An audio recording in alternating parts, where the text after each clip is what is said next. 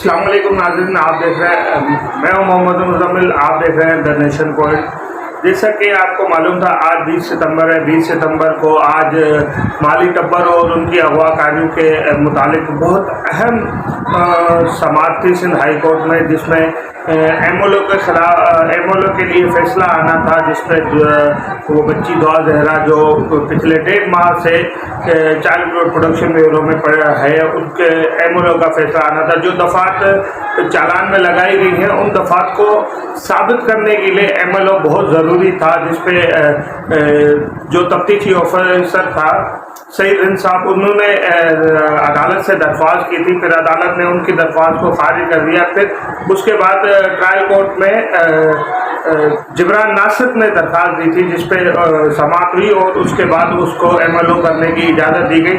तो मुखालिफ जो वकला थे, उन्होंने फ़ौरन से दरख्वास्त दी सिंध हाई कोर्ट में, जिसको एमएलओ को फौरी तौर पर रुकवाया गया और उसके बाद उस पर समाअत होनी थी। 2-3 मरतबा तारीखें डिले होते होते आज फाइनली 20 सितंबर को उस पर दलाल देने थे जिब्रान नासिर ने, उसका फैसला आना था। तो फिर जो अदालत थी, जस्टिस सलाउद्दीन पावर साहब कुछ ही अपने निजी मसाइल के होते हुए आज गैर हाजिर थे। तो फिर उसके ये केस जस्टिस उमर सियाल की अदालत में भेजा गया। उमर सियाल की अदालत में जब भेजा गया तो उन्होंने कहा कि ये केस मैं इस वक्त नहीं सुन सकता, आप अगर नेक्स्ट कोई डेट लें तो मैं इसको सुन सकता हूँ, फिलहाल इस वक्त नहीं सुन सकता। तो उन्होंने 27 सितंबर की तारीख दी। तो उस पर जिब्रान नासिर ने काफ़ी दलाइल दिए कि सर पहले ही ये केस बहुत डिले हो चुका है और मज़ीद इसको डिले ना किया जाए और इसको सुना जाए। बहरहाल इसको डिले किया गया, एक और तारीख दी गई, फिर तारीखों पे चलाया गया। इस माली टब्बर की इतनी पहुंच है कि उन्होंने अदालतों के निज़ाम पे कब्जा किया हुआ है, अदालत तो जजों के जहनों पे कब्जा किया हुआ है और जज साहिबान है कि इस केस को हल करने को ही नहीं दे रहे। 6 महीने हो गए, वालिदैन परेशान है, पूरा पाकिस्तान इस पे। ढाबे पे जाओ, ये दुआ जहरा का केस डिस्कस होता है, ठेले वाले से पूछो दुआ जहरा का केस डिस्कस होता है, जहाँ जाओ ऑफिस में जाओ वहाँ दुआ जहरा का केस डिस्कस होता है। और सबको पता है, हर बंदा बोलता है कि ये जो है केस है, वो केस एक अगवाकारी का है और एक केस इसका है गैंग का है। ये गैंग है सामने दहीर और उसकी गैंग, उसका मीडिया सेल बैठ के मेहदी काज़मी की तजलील करता है, उसका मीडिया सेल बैठ के वकला की तजलील करता है, उसका मीडिया सेल बैठ के सहाफ़ियों की तजलील करता है। मगर अदालती फैसले ना आ रहे हैं, ना अदालत की तरफ से, अगर अदालत की तरफ से रिलीफ आ रहा है भी सिर्फ और सिर्फ मुलजमान को रिलीफ आ रहा है, मुद्दई को कोई रिलीफ नहीं है। वो चक्करें काट के ख्वार हो गए। आपने उसको रुस्वा किया हुआ है जगह जगह पे। उसकी 6 महीने से उसकी बेटी उसके पास नहीं है, उस पर क्या गुजर रही होगी। फिर जज साहिबान अपने रिमार्क में कहते हैं कि हमारे घरों में ये केस डिस्कस होता है। जज साहिबान के अगर ये घरों में केस डिस्कस होता है तो जज साहिबान काइंडली आप अपने घर वालों से, अपने बीवी बच्चों से पूछें इस केस का। अगर आपको ये केस नहीं समझ में आता तो आप अपने बीवी बच्चों से पूछेंगे इस केस का।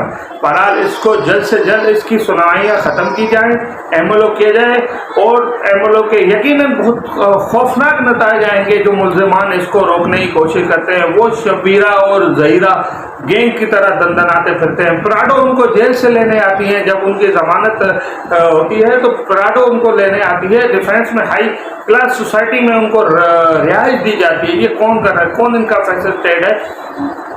5-6 लाख रुपए के मशल के एक दिन में जमा हो जाते हैं। ये कौन फैसिलिटेट कर रहा है, कौन है?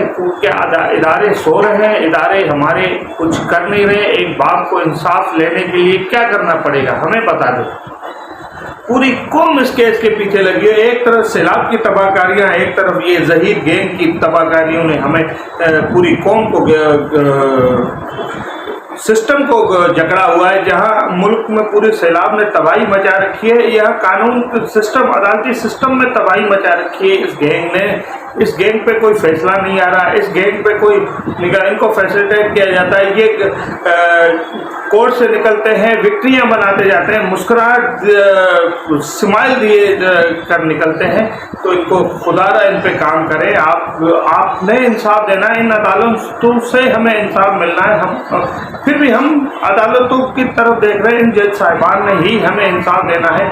ہاں لیٹ دینا ہے, تاخیر کے ساتھ دینا ہے, مگر دینا ہے.